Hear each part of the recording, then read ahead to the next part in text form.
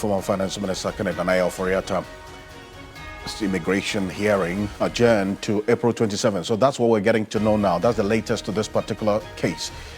This hearing has been adjourned to April 27 as he makes his first appearance in court.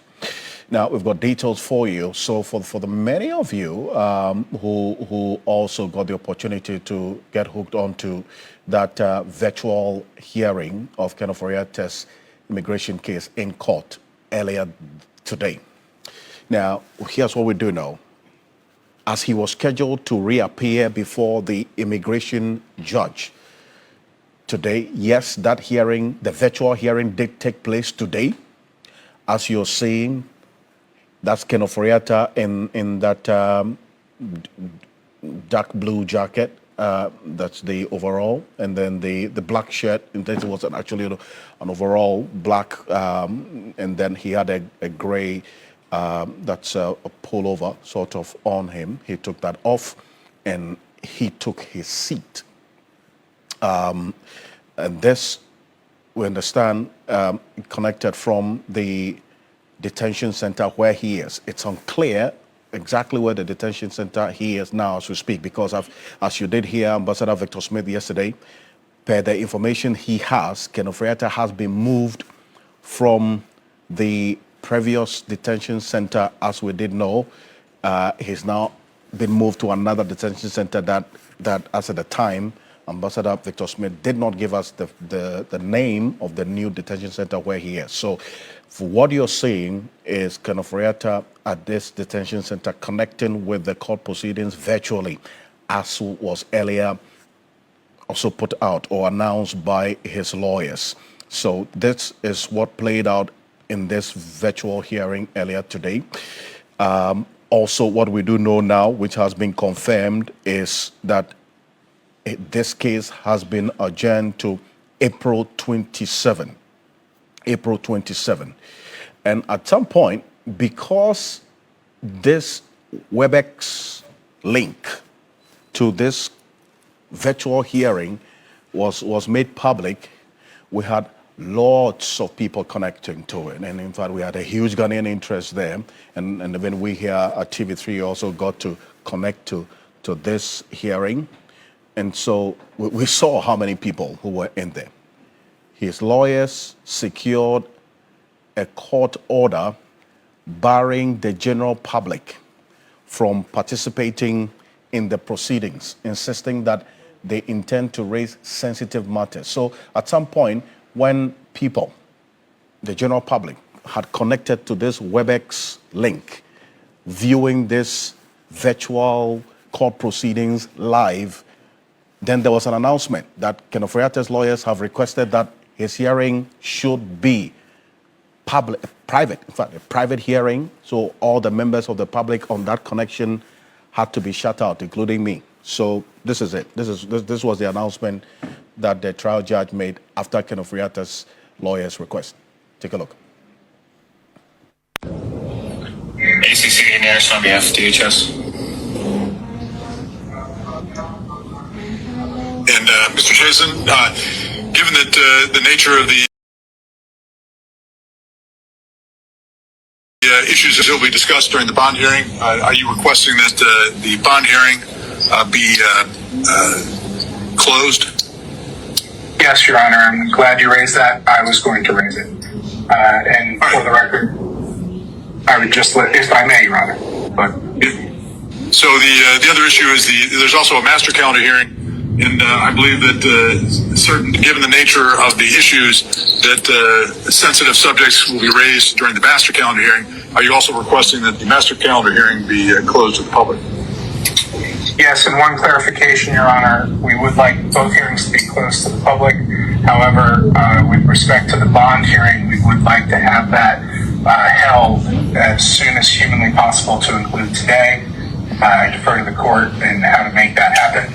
I understand. So, okay. So all the individuals who are in the WebEx, the matter is going to be held as a private hearing under United States immigration law. If either party requests that a hearing be closed to the public, under the circumstances, the court is going to close this hearing.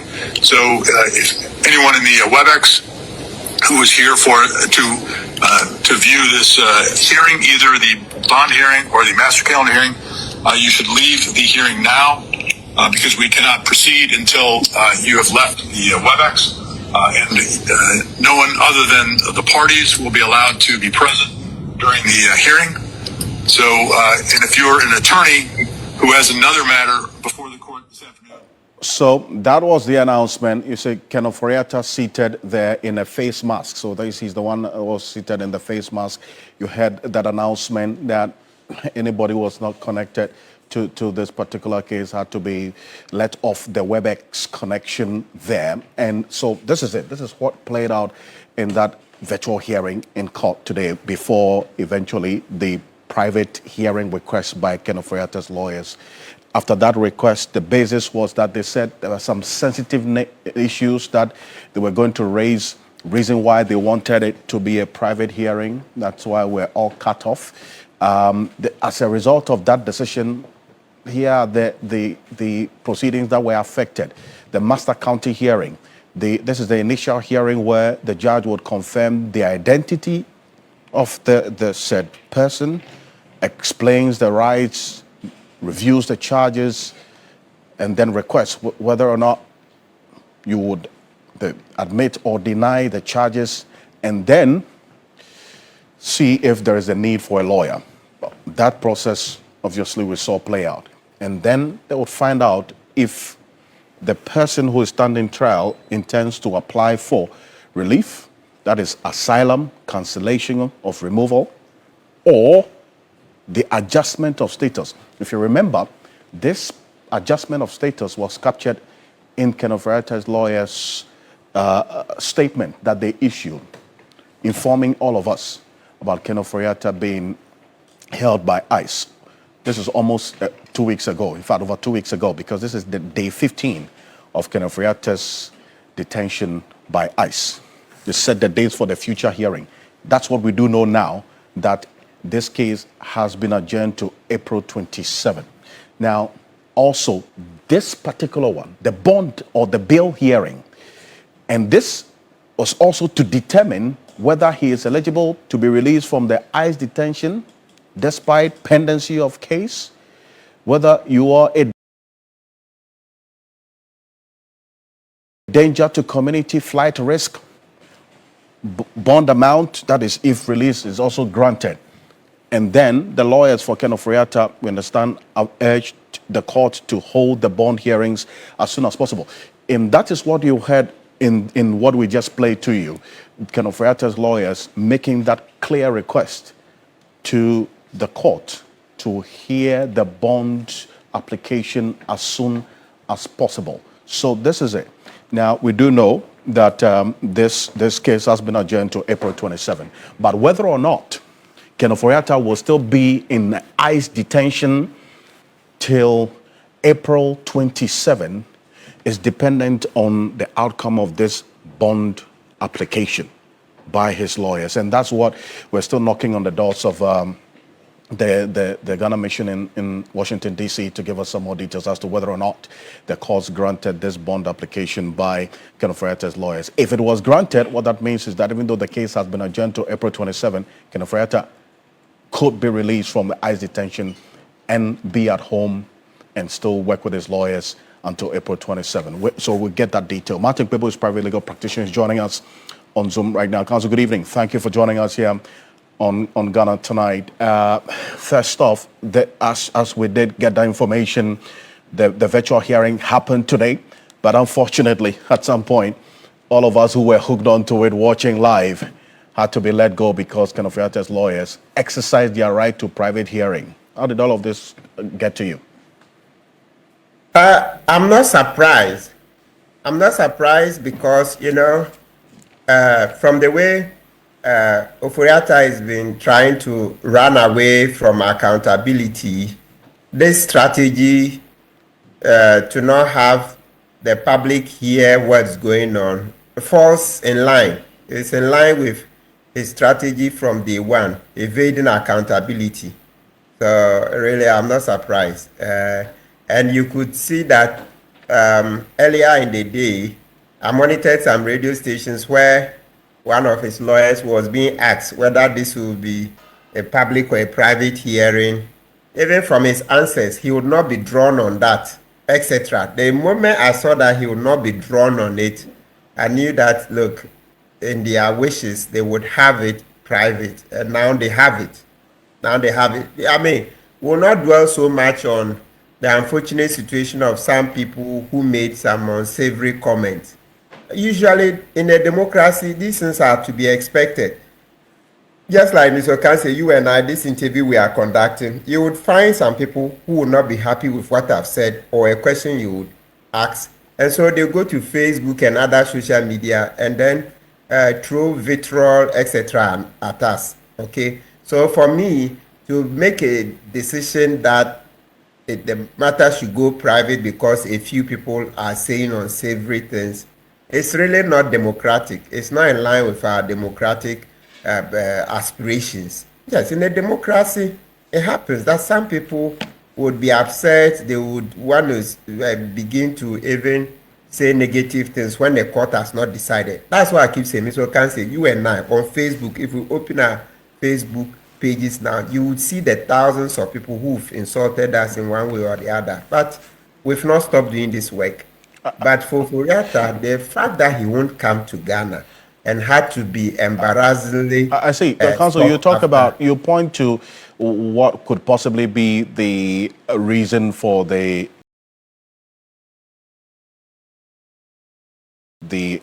request by his lawyers for a private hearing. They were quite clear that the reason why they were making this application, which was granted, by the way, by the courts, was because of the sensitive nature of the issues they were going to raise, not because of any of the other matters that you referenced. Okay, sure. Why not? I mean, we can grant that, but isn't it the case that when people started making the comments, there was a break in the hearing for a while? Was that not the case? Yes, they took a break after, yes, they took a break and then came back after 20 or so minutes, yes. Yeah, you see. So the comments affected the proceedings. It's not always about only what people say, but it's also what they do or the actions surrounding. So the comments necessitated a break. So for me, I think they are together. They are inextricably interlinked. You can't separate them. Once there was a break as a result of the invectives, the vitriol, etc., you cannot rule it out of the reasons for the hearings being made private subsequently. I see, but clearly, if you see how things played out today, the preoccupation of Ken Ofori Atta's lawyers, at least in the interim, is to get him out of ICE detention. And then every other thing will play out going forward, because the case has been adjourned to April 27, but there's a bond application as well, Counsel, so that is a bail to have him released from the ICE detention. Then the process will still continue. That's you get that indication that that's really their preoccupation for now, at least with his release. Absolutely, yes.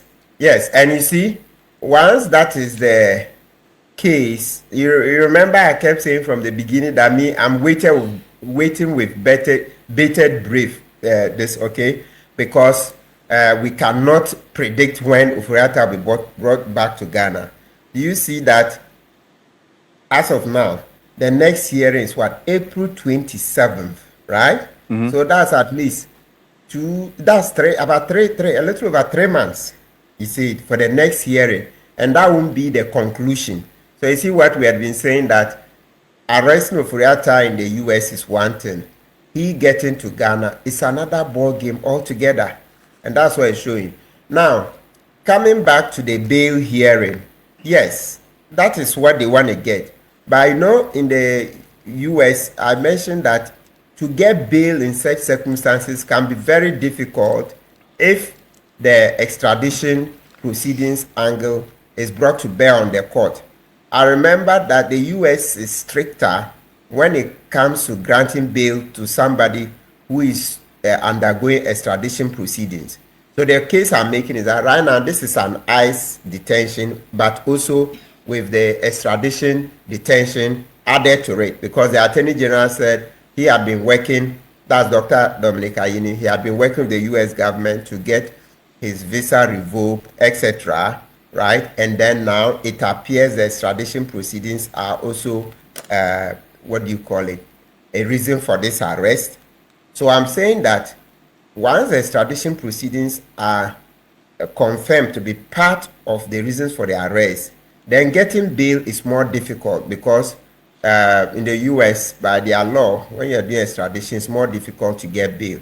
And for lawyers who want to follow it, you can refer to the case of Martin Kpebu number 2 versus Attorney General number 2. So you see in the judgment, I think, of Justice Benin, he looked at the jurisprudence in the US and compared to Ghana and said, well, for us in Ghana, we'll make all the offenses bailable, subject to the discretion of the judge. But when they were looking at the American law, they looked at that point and reviewed the cases and saw that in America, once you are facing extradition, it's far more difficult to get bail. So it's a complex matter, very complex. I see. I'm sure. It is the complexity of it that leads me to my next issue, because earlier today there was a peaceful protest by a pressure group, Arise Ghana. They say they want Ken Ofori Atta in Ghana immediately.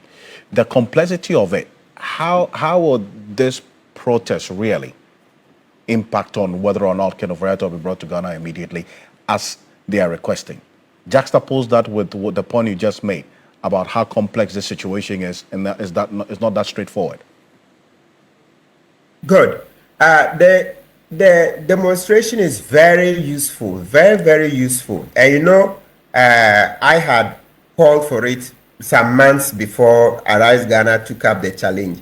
So remember, as we kept discussing this matter in October, I think sometime in October, then as we were getting frustrated with the matter of, and then into November, when the extradition proceedings were formalized, etc., then I started saying that, no, we will march to the U.S. Embassy.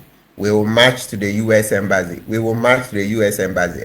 And so it's good that Arise Ghana is taking the challenge and led. This won't be the first and the last. They say they'll be there for 2 weeks. I intend to go join either tomorrow or the next day. We have to go and give all the support. And more Ghanaians should come out. Now, Mr. Okansi, yes, the usefulness of it is that it will then send a message to the U.S. government that the citizens are very concerned and very anxious to have Ofori Atta back. You cannot discount this, because then it tells the U.S. government that it's not just the government of Ghana that wants to extradite Ofori Atta, but the citizens are aware and are keenly following, and that we realize that extradition is largely political. Remember the main point that even when the judge is done in the extradition proceeding saying you can extradite, deport this man to the country that is looking for him, the Secretary of State in the US, who is our equivalent of our foreign secretary, can say no, he's not sending the person either on humanitarian grounds, national security, etc. So the final word on extradition in the US is not a legal question, but it's a political one to be decided by Donald Trump and his Secretary of State. So that is how come the picketing or demonstration at the US Embassy is useful, so that it sends a message to the American government that citizens are taking this matter up themselves. Citizens are watching keenly, so the US should not fail us.